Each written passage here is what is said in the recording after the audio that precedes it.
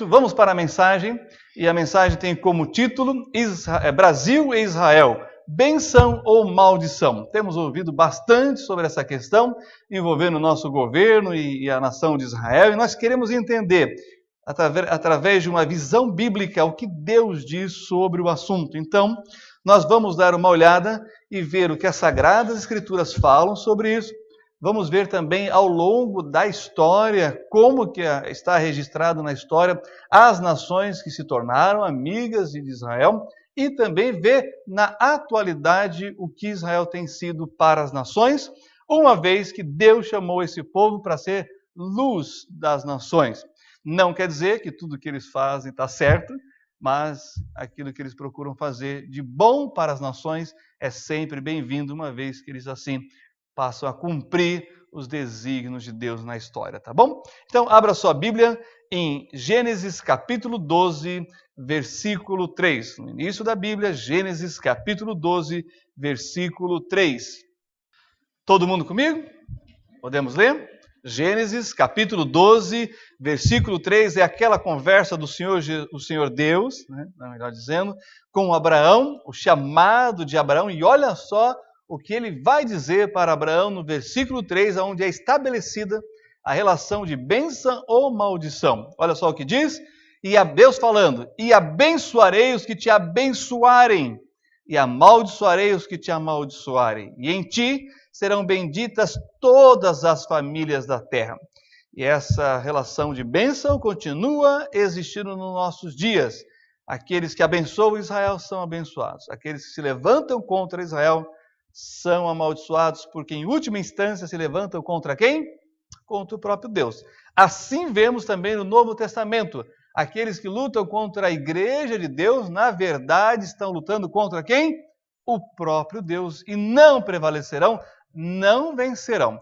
E essa última parte, irmãos, está também em vigor até os dias de hoje, porque a descendência de Abraão, sobretudo Jesus, a principal descendência de Abraão, o principal descendente de Abraão, Jesus, através dele, filho de Abraão, nós temos aí todas as nações da terra, melhor dizendo, todas as famílias da terra sendo abençoadas, tá bom? Então percebam que há aqui uma relação vigente entre Deus, o seu povo e o seu filho, com a humanidade até os dias de hoje. Bom, segundo as Sagradas Escrituras, como eu disse, está bem claro que a relação de bênção e maldição com o patriarca Abraão também passa para os seus descendentes, incluindo a nação de Israel, ao longo da antiguidade até a atualidade, uma vez que a aliança de Deus com esse povo é uma aliança eterna. Quando Deus, no capítulo 15, vai selar a aliança com Abraão, Deus passa sozinho entre a metade dos animais que foram partidas, fazendo assim um corredor de sangue. Aí quando Deus passa, o Abraão acorda e fala, opa, perdi a aliança. Deus diz, não, eu passei sozinho, porque essa aqui é uma aliança de sangue. Sabe o que quer dizer isso? Quando um morrer, acabou a aliança. Ou quando um quebrar a aliança, vai acontecer com ele como aconteceu com os animais, vai ser morto o seu sangue derramado. Ora, como Deus sabia que Abraão iria morrer, Deus passou sozinho, porque Deus é eterno. Deus não morre. Portanto, a aliança que Deus estabelece com Abraão é eterna. Agora abra lá no profeta Jeremias, e nós vamos ver isso daí. Jeremias capítulo 31, versículos 35 a 37. Profeta Jeremias, e aqui nós estamos falando de séculos depois, olha só o que ele vai dizer em relação a esta bênção de Deus, entre essa aliança entre Deus e o povo de Israel. E claro, aqui o contexto é Israel sendo levado para o cativeiro, hein, irmãos? Deus julgando o povo de Israel por causa de ter se afastado do Senhor, por ter desobedecido a palavra dele, Deus está corrigindo. Mas olha só o que Deus está garantindo para eles. Há uma aliança eterna aqui. Tá bom? Então, acompanhe comigo a leitura, capítulo 31 do profeta Jeremias, versículos 35 a 37, diz assim, assim diz o Senhor que dá o sol para a luz do dia, e as ordenanças da lua e das estrelas para a luz da noite, que agita o mar, bramando as suas ondas, o Senhor dos exércitos é o seu nome. Se falharem, estas ordenanças de diante de mim, diz o Senhor, deixará também a descendência de Israel de ser uma nação diante de mim para sempre. Assim disse o Senhor, se puderem ser medidos os céus lá em cima e sondados os fundamentos da terra cá embaixo, também eu rejeitarei toda a descendência de Israel por tudo quanto fizeram, diz o Senhor. O que Deus está dizendo aqui? Impossível. A minha aliança continua valendo. Então, irmãos, quando nós olhamos para os acontecimentos do mundo, não adianta ter só uma visão da geopolítica. Nós temos que ter uma visão da revelação profética de Deus sobre as nações. Se tirar essa parte, nós não teremos uma visão completa e muito menos uma visão correta daquilo que está acontecendo nas nações. Agora, volta um pouquinho aí, ainda no capítulo 31, olha só o versículo 3. Profeta Jeremias, versículo 3, que diz: há muito que o Senhor me apareceu dizendo, porquanto com amor eterno te amei, por isso com benignidade te atraí. Se você ler o versículo 1, o versículo 4, você vai ver de quem que ele está falando que tem um amor eterno. A nação de Israel, pelo povo de Israel. Então, não tenha dúvida, Deus tem uma aliança eterna com esse povo e Deus ainda vai cumprir tudo aquilo que ele prometeu que aconteceria em relação com a nação de Israel. Bem, na história bíblica, os reis das nações que foram amigas de Israel foram abençoadas. Como, por exemplo, Ciro, o Grande, que era rei do Império Medo-Persa e que vai ser o primeiro gentio a ser chamado de ungido de Deus. Sabe qual é a palavra hebraica para ungido? Messias. Então é a primeira vez na revelação bíblica que Deus chama alguém que não é de Israel de seu ungido. Se referindo ao gentio aqui, Ciro. Mas o rei Ciro foi bom para a nação de Israel. Foi Ciro que libertou Israel do cativeiro na Babilônia. E olha que interessante, Deus já havia falado dele e tudo aquilo que ele iria fazer antes mesmo dele nascer. É algo impressionante quando a gente olha para as Sagradas Escrituras. E não só o que ele iria fazer, e que Deus, o próprio Deus, iria abençoá-lo na sua conquista das nações ao redor. Abra comigo então no profeta Isaías, volta aí, algumas páginas. Vamos lá para o profeta Isaías, capítulo 45, e nós vamos ler os versículos 2 e 3. Profeta Isaías, capítulo 45, versículo 2 e 3. Não se esqueça, Deus continua Senhor das nações. Quando Deus lida com Israel, é apenas para demonstrar como ele vai lidar com as nações. Deixa eu dar um exemplo disso antes de lermos esse texto. Se você quer saber se a água de um lago é boa, você manda um técnico lá analisar a água. Mas esse técnico, ele vai analisar toda a água da lagoa? Não. Ele vai fazer o quê? Pegar uma amostra. Essa amostra é Israel. Aí o técnico vai levar para o laboratório. Se a água for boa, ele vai dizer, toda a água da lagoa é boa. E se a água não for boa? Quer dizer que toda a água da lagoa não é boa. Então Israel é essa amostra daquilo que são as nações e de como Deus trata Israel, Deus vai tratar as nações. Com amor, mas com severidade.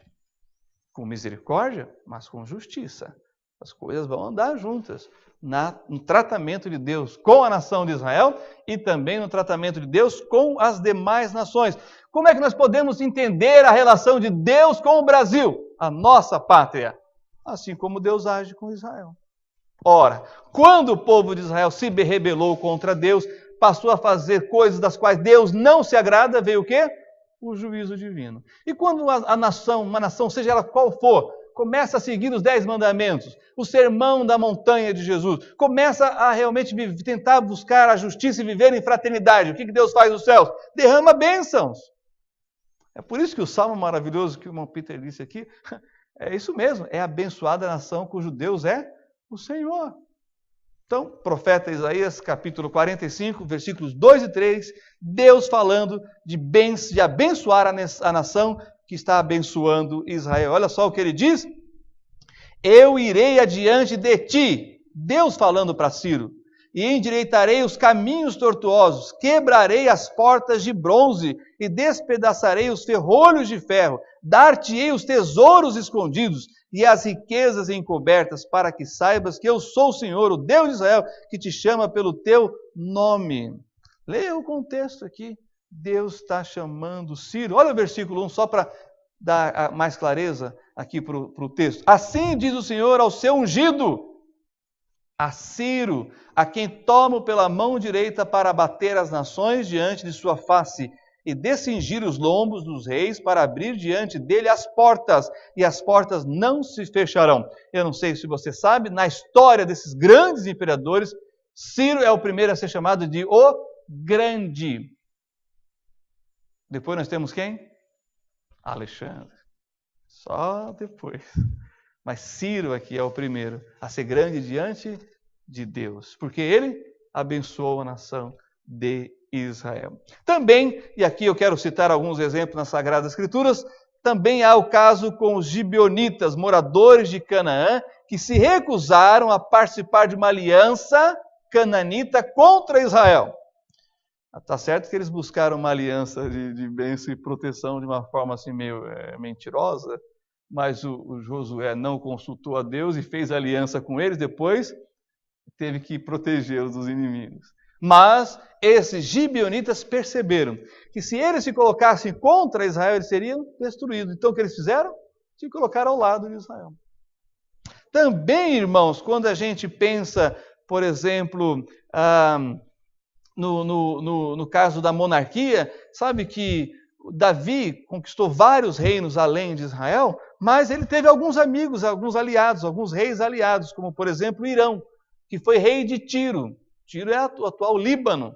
E na época do rei Davi e depois de Salomão, nós temos testemunhado no livro de 1 Reis, como Deus abençoou esse rei, que se tornou amigo da nação de Israel. Irão se tornou próspero em sua aliança com Israel e grande parceiro do rei Salomão, sabe aonde?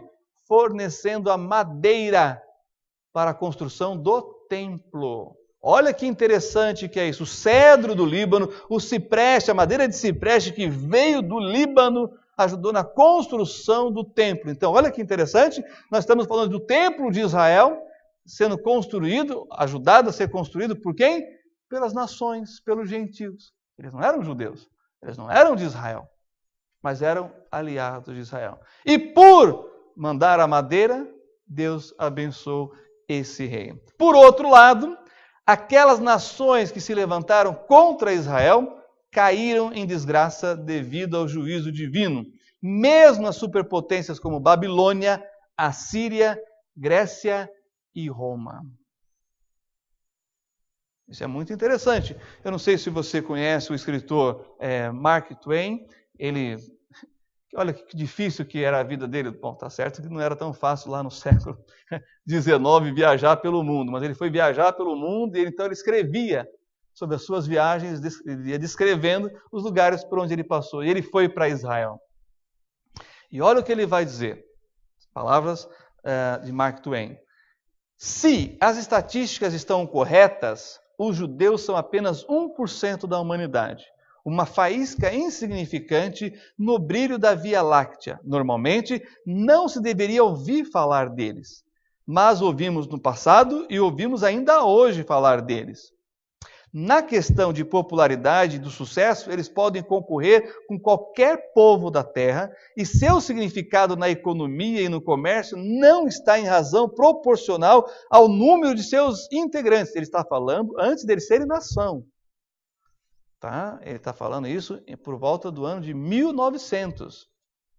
Mas ele continua dizendo, sua contribuição na lista dos grandes nomes da literatura, ciência, arte, música, finanças, medicina e erudição profunda é igualmente surpreendente.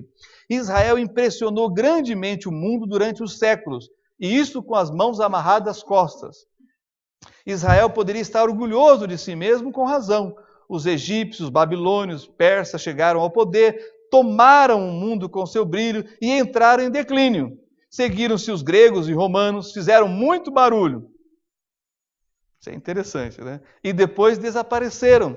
Outros povos se levantaram, sua tocha brilhou por algum tempo, depois se apagou. E hoje eles se encontram na penumbra ou desapareceram por completo. O judeu viu a todos eles, derrotou a todos e é hoje o que sempre foi, sem mostrar decadência ou apresentar sinais de velhice, sem fraqueza, sem uma redução em sua energia, sem ofuscar seu espírito vivo e dinâmico.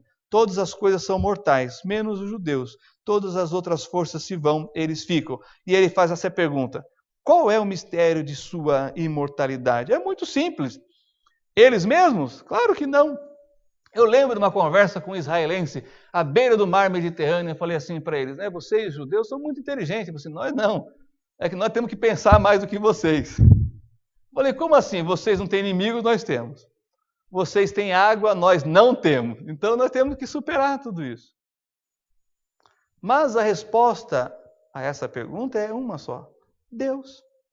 Quem que fez aliança com eles? E Deus vai dizer, não é porque vocês eram melhores. Aliás, vocês deram bastante trabalho. Não é isso que Deus vai falar? Vocês estão dando trabalho. Vocês não eram em maioria. É porque Deus amou Abraão, Isaac e Jacó e a sua descendência, que ele então tem sustentado esse povo até hoje. Por quê? É o único povo que tem no seu nome Deus. Ou vocês não sabiam que Israel, o sufixo el, quer dizer Deus? Entenderam? Então Israel tem no seu nome o nome de Deus. Isto é simplesmente maravilhoso.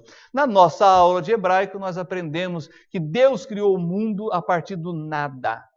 E o mesmo verbo criar do nada foi o verbo que Deus usou para criar a nação de Israel. Por quê? Sara era estéril, Rebeca era estéril e Raquel era estéril. Então, quando Deus diz que criou do nada, é porque eles não podiam dar descendência. Mas, milagrosamente, o Senhor, através dessas mulheres estéreis, Deus deu a elas filhos. E está aí, os seus descendentes até o dia de hoje. Mostrando o quê? Que não está neles o mérito. Está em Deus. Que os nossos méritos, irmãos, também estejam em Deus, não em nós mesmos. Amém? Avançando, nós temos a contribuição judaica mundial. Então, olha que interessante. Não podemos esquecer da imensa contribuição do povo judeu para a humanidade na área da medicina. Você sabia que foi o judeu Albert Sabin que descobriu a vacina antipólio, a poliomielite, contra a paralisia infantil? Agora, você sabia que o Sabin esteve várias vezes no Brasil, acompanhando pessoalmente o combate à poliomielite, tendo se casado em 1972 com uma brasileira? Sabiam disso?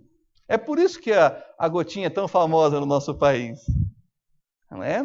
Porque a brasileira Heloísa Danchi de Abrantes trabalhou juntamente com ele na implantação da gotinha aqui no Brasil. Olha que interessante. Ou do pesquisador judeu também, Louis Traub, que descobriu a digitalina, tônico que faz parte do arsenal terapêutico para tratamento de insuficiência cardíaca.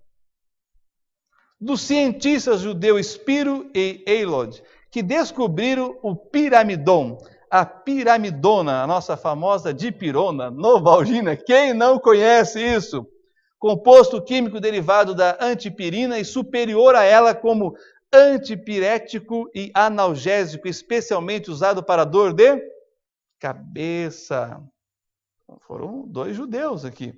Ou Oscar Liebrecht, também judeu, que teve a ideia de usar o hidrato de cloral para combater as convulsões. As pesquisas de outro judeu chamado Minkowski levou outros médicos e cientistas à descoberta da insulina como tratamento para a doença do diabetes. Este último, esse Minkowski, reconheceu o Senhor Jesus como seu salvador pessoal e o Messias de Israel. Ele era um médico judeu crente em Jesus. Então percebam, irmãos, que há muitos outros nessa área que contribuíram para a humanidade. Estavam pensando neles? É claro que não, estavam pensando na humanidade. Olha que interessante, muitos ganhadores do prêmio Nobel, como Wallace Barangay, Otto Warburg, Judasson, Bruno Bloch, uma Oppenheim e tantos outros, né, que são conquistadores do Prêmio Nobel. Também na música, eu não sei se você sabia, mas a música mais famosa do Natal, qual que é? Noite Feliz. Sabe quem, irmãos, escreveu? Quem foi o compositor? 2 judeus, o George e o Irving. Foram dois judeus que escreveram a música de Natal mais famosa que a gente canta em dezembro, que é Noite Feliz. E a clássica Marcha Nupcial? Quem foi? Mendelssohn, outro judeu. E eu gosto muito do Mendelssohn. Os irmãos que tocam, as irmãs da música clássica aqui, os irmãos que já estudaram. Mendelssohn tem uma pegada na questão da música que, quando ele toca, você sabe que é o Mendelssohn que está tocando. E quantas não casaram aqui diante, né, com a marcha nupcial de um judeu que fez essa marcha nupcial, tá bom? Então, e que também cria em Jesus. Ele era um crente em Jesus Cristo, o Mendelssohn. Então, graças ao povo judeu, podemos usufruir de todos os inventos maravilhosos que surgiram no século XX, na face da era nuclear. O que só foi possível por causa de outro judeu, chamado Albert Einstein. Tá certo? E o Brasil? Qual é a relação do Brasil com o Estado de Israel, o novo Estado de Israel? O Brasil teve um papel importantíssimo no nascimento do Estado de Israel. Por quê? Quem que estava presidindo a ONU na época do ano de 1947? Um brasileiro chamado Oswaldo Aranha, que ajudou o embaixador judeu a trabalhar os outros demais embaixadores para votarem a favor. Ele prorrogou a data e assim teve o feriado de ação de graças com mais dias para que fosse trabalhado com os outros diplomatas para votarem em favor, né? E aí no dia 29 de novembro de 1949, a Assembleia então da ONU, né, votou a partilha da Palestina para um Estado árabe e um Estado judaico, com 33 votos a favor, 13 votos contrários e 10 abstenções. E assim, então, foi dividida. Porque quem estava dominando aquele pedaço de terra? A Inglaterra, depois do final da Segunda Guerra Mundial, e a Inglaterra passou para a ONU decidir. Então, percebam quem estava presidindo? Um brasileiro. Olha que interessante isso daqui. No ano seguinte, no dia 14 de maio de 1948, foi declarada a independência do Estado de Israel. Ademais, em 7 de fevereiro de 1949, o Brasil se tornou um dos primeiros países a reconhecer o Estado de Israel, depois dos Estados Unidos, e deste modo, mesmo antes do renascimento, né, do Estado de Israel, o Brasil desempenhou um papel fundamental, incluindo aí, então, incluindo-se no hall das nações para o direito de Israel surgir como nação. Bom, tem um detalhe aqui interessante. Eu não sei se você sabe, mas o petróleo brasileiro foi descoberto em 1939 e tem um escritor brasileiro que eu admiro muito, que eu leio, gosto, chamado Monteiro Lobato. Ele fez a campanha Petróleo é Nosso, o Brasil tem petróleo, temos só que descobrir. E ele escreveu muito sobre isso e eu gosto não só do Sítio do Pica-Pau Amarelo, apesar que eu tinha medo da cuca, eu não sei quem é da minha época. Era difícil dormir depois de assistir o Sítio do Pica-Pau Amarelo. Algumas noites eu tenho que confessar. Eu acordava e ia correndo para a cama da minha mãe. E eu me abraçava ela e falava, mãe, eu dormi aqui porque tem outras pessoas aí. Eu estou percebendo. Bom, não é só por causa do Sítio do Pica-Pau Amarelo, não. Já li os contos dele, já li mais contos dele e outras histórias, né, a mais. Só que o petróleo foi descoberto em 1939, mas só em 1953, isto é, 6 anos depois do Brasil liderar a partilha na ONU, é que realmente o Brasil se tornou uma nação que tinha o seu próprio petróleo. Nós sabemos, até o dia de hoje, a potência que é o Brasil nesta área do petróleo. Coincidência ou providência divina? O que nós lemos lá em Gênesis 12? Abençoarei os que te abençoar. Nós já tínhamos o petróleo em 39, mas foi só em 53 que a gente começou realmente saber lidar com isso, saber explorar isso. E hoje o Brasil está na vanguarda se colocando em pé de igualdade com as grandes potências mundiais na área do petróleo. Uma pena que o escândalo do petrolão fez o Brasil retroceder, né? Mas ainda assim, a recuperação é tão fabulosa que nós já estamos voltando a estar na liderança do ranking. E da situação que está na Venezuela, nós já estamos melhor do que eles, que é o país que, depois da Arábia Saudita, que mais tem petróleo no mundo. Então, olha a bênção que a nação recebeu. Bem, rapidamente agora eu vou falar sobre a atualidade, porque é muito interessante. Bem, apesar de Israel ser obrigado a investir cerca de 10% do PIB na defesa do país, Israel é o país que mais gasta com pesquisa e desenvolvimento. São 4,4%. O Brasil gasta a metade disso. Nós somos a 8ª economia do mundo. E gastamos só a metade do que Israel gasta em tecnologia. Tá bom? Isso aqui é bem forte. Olha que interessante. E é o dobro da média das outras nações também. Não é que o Brasil está sozinho, só a metade. Não, a maioria das nações é a metade de Israel. Tá? Dos 34 países desenvolvidos que compõem a Organização para a Cooperação e Desenvolvimento Econômico, Israel é um dos líderes. Está junto com as maiores potências do mundo. Isso é algo realmente impressionante. Lá está a Intel, IBM, Microsoft, Google, Facebook e Apple, e foi a divisão da Motorola em Israel que desenvolveu o quê? É por isso que eu uso fazer a propaganda aqui, meu Motorola. Não consigo abandonar o Motorola. Lá em casa ninguém quer saber do Motorola, mas eu continuo com o Motorola. Porque foi lá que a Motorola desenvolveu o primeiro celular. Vocês estão entendendo como Deus está agindo na vida dessa nação, desse povo, até os dias de hoje, irmão? Como é fascinante isso. O país também possui mais empresas listadas na Bolsa Eletrônica Nasdaq dos Estados Unidos do que presta atenção nisso aqui, do que toda a comunidade europeia junta. Israel possui o 2º maior número de companhias startups no mundo. Só vem atrás de quem? Estados Unidos.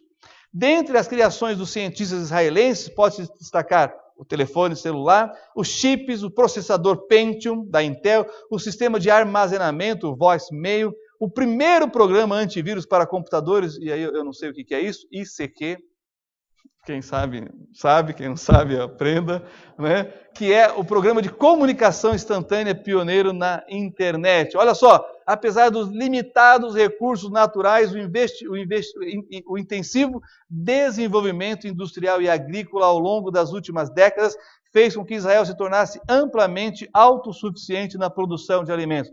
Israel é um dos poucos países do mundo que produz tudo o que precisa para comer. E quem já esteve lá sabe, a metade é deserto.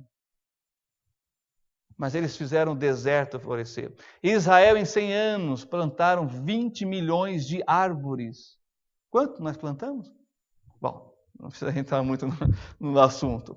O país é reconhecido mundialmente por suas tecnologias de ponta em reuso. E aí nós temos a dessalinização, que vai começar agora no Nordeste. Eu acompanhei o governador lá de Fortaleza indo para Israel para trazer essa tecnologia. Eu lembro nas Olimpíadas no Rio, a tecnologia de segurança para as Olimpíadas no Rio israelense. Eles foram buscar lá. Então percebam, irmãos, que eles realmente estão voltados para a questão da tecnologia. Isso é muito importante. É também o primeiro no ranking mundial per capita de número de artigos científicos e de patentes de equipamentos médicos. Se você for a Israel, você vai ver que as calçadas são preparadas para as pessoas cadeirantes. Igualzinho aqui no Brasil. Igualzinho. Os cadeirantes vão para qualquer lugar, irmão. Nós fomos para Massada. Massada é um forte impenetrável. Os romanos ficaram lá 3 anos para conquistar. Um cadeirante sobe Massada e anda lá em cima. Ou seja, é um país que inclui as pessoas que têm as suas deficiências. É algo impressionante a nação de Israel. Sem contar que, olha só, agora a população de Israel é 0,2%. Lembra? O Mark Twain disse, talvez 1%, agora é 0,2%. Porém, os judeus já conquistaram 22% de todos os prêmios Nobel. E aqui, irmãos, aqui é realmente muito triste. Por quê? Porque o Brasil não tem nenhum prêmio Nobel em nenhuma área. Só a Universidade Hebraica de Jerusalém tem, acho que é 11 prêmios Nobel. 11. Só uma universidade. E o Brasil, 200 milhões de pessoas, mas não temos um prêmio Nobel. Torci tanto para Cecília Meirelles ganhar na literatura, mas nem assim.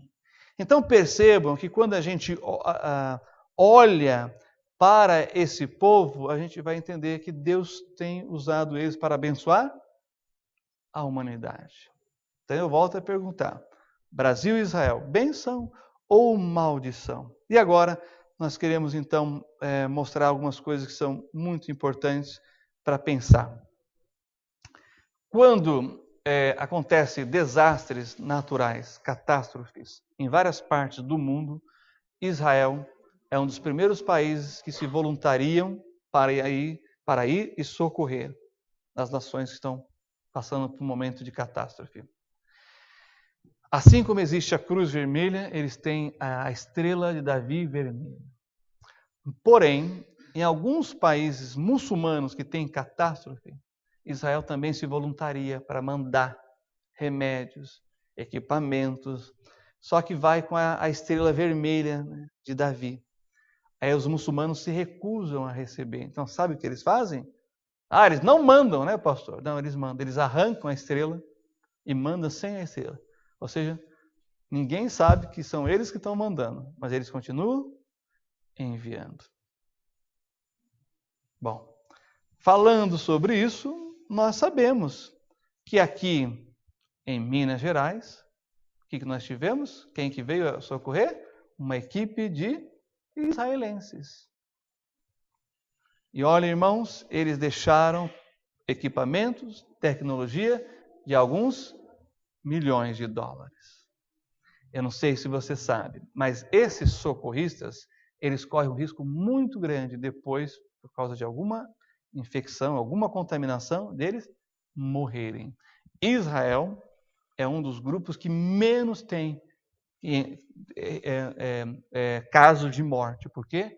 Porque eles sabem como fazer, sabem o tempo que eles têm e depois a descontaminação. Ou seja, eles estão preocupados em salvar vidas, mas eles também estão preocupados em preservar vidas. Para que esses voluntários, são todos voluntários, ao socorrer alguém, não coloquem a sua própria vida em risco. Ou seja, eles têm o cuidado de preservar a integridade física dos seus voluntários. Bom, tudo isso me leva a acreditar que a parceria do Brasil com Israel nas áreas comercial, de tecnologia, de irrigação, de segurança e etc., trará grandes bênçãos para o Brasil. E a igreja não pode esquecer das bênçãos espirituais compartilhadas por Israel ao mundo, como encontramos em Romanos capítulo 9. Agora, Novo Testamento, vamos até lá? Já falamos aqui no Antigo Testamento, agora vamos ver o que o Novo Testamento fala sobre esse assunto. Romanos capítulo 9, versículos 4 e 5.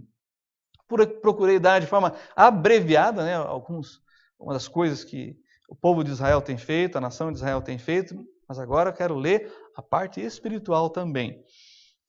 Acompanhe comigo, olha só o que diz aqui. Romanos capítulo 9, versículos 4 a 5. Que são israelitas, dos quais é a adoção de filhos, e a glória, e as alianças, e a lei, e o culto, e as promessas, dos quais são os pais, e dos quais é Cristo, segundo a carne, o qual é sobre todos, Deus bendito eternamente. Amém. E que o apóstolo Paulo está dizendo? Aquilo que Deus deu ao mundo através da nação de Israel. Então vamos lá, palavra por palavra agora, olha, isso aqui é importante.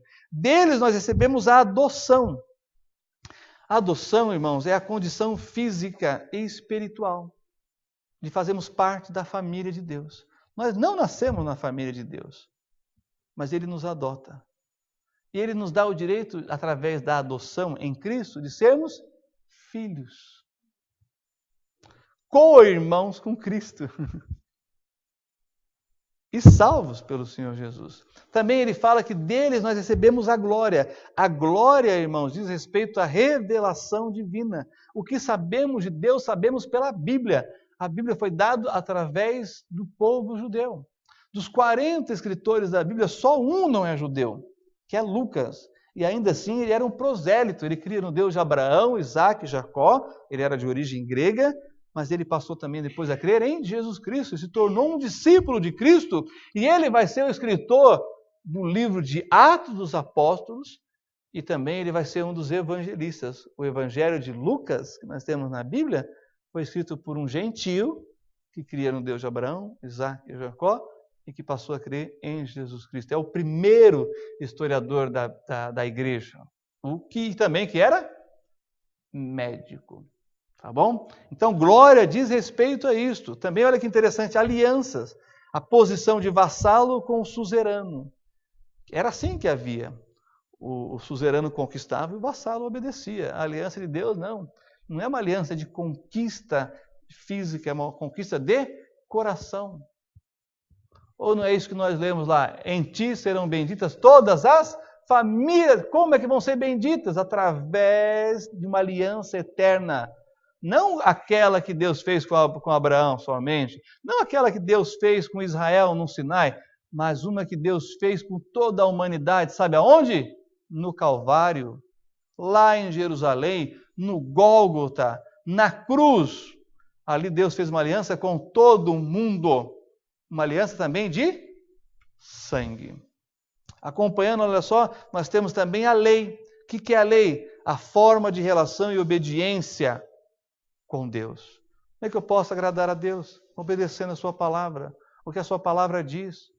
É isso que eu devo, é dessa maneira que eu devo agir, obedecendo a Deus, a sua bendita palavra, os princípios, as suas ordenanças. E também esse povo nos deu o culto. O que é o culto? A forma de adoração. Não é à toa que Jesus vai dizer, Deus busca adoradores que o adorem em espírito e em verdade. Eles também, irmãos, nos deram as promessas de bênçãos condicionais e de bênçãos incondicionais. O que é uma bênção condicional? Aquela que depende de você, da sua parte, porque Deus já garante a dele. Mas o que é uma bênção incondicional? Que nem depende da gente, só depende de quem? De Deus. Nós sabemos isso através também desse povo. E os pais? Quem são os pais aqui? Os patriarcas. Também nós temos, e o mais importante, quem que foi nos dado? Cristo, que é o Messias, que é o Senhor da igreja, o Salvador do mundo. Jesus nasceu de uma virgem judia, numa cidade judaica, lá na tribo de Judá, lá na cidade de Belém. E como judeu viveu, cresceu, morreu, ressuscitou e voltará. Ora, irmãos, também devemos recordar as palavras do apóstolo Paulo, quando ele diz o seguinte, lá em Romanos 15, 27. Avança aí um pouquinho. Romanos capítulo 15, versículo 27. Olha que interessante. E aqui nós estamos falando do apóstolo aos gentios. Aquele que foi enviado para os gentios. Sabe a quem o apóstolo Paulo queria ser enviado? Aos judeus. Deus falou, não, você vai para os gentios. Olha que interessante. Ele vai dizer, enquanto eu for apóstolo dos gentios, eu vou glorificar o meu ministério entre os gentios. Mas olha só o que ele diz para os gentios em relação a Israel. Romanos capítulo 15, nós temos aqui o versículo 27.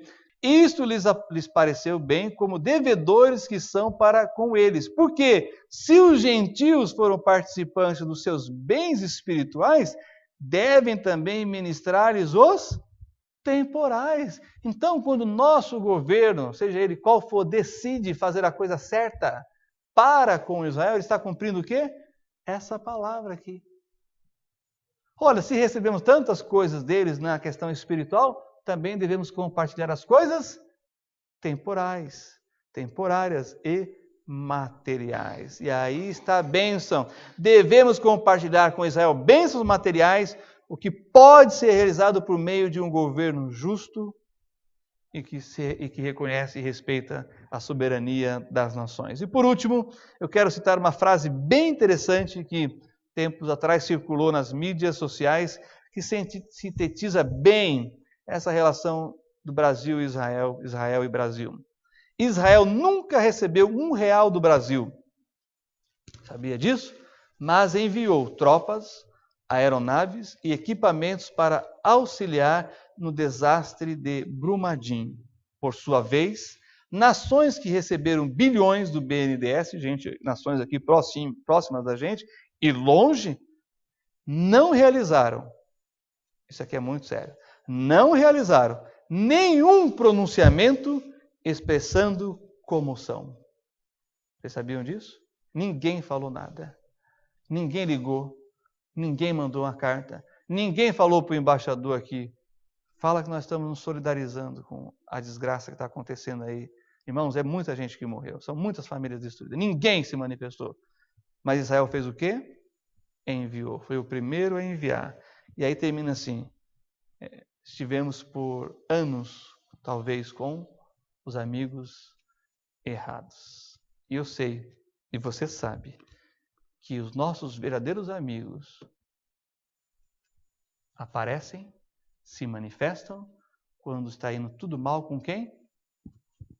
Esses são os verdadeiros. Quando está tudo bem, não conte. Não. Mas os verdadeiros aparecem quando tudo está indo mal. Israel, para o Brasil, foi esse amigo. Uma tragédia, eles enviaram equipamentos, pessoas e, de fato, correram risco tentando resgatar as pessoas, fazendo o que eles podiam fazer. E os outros? O que fizeram? Nenhuma nota de comoção. Que Deus nos ajude a entender o que Ele está fazendo com as nações.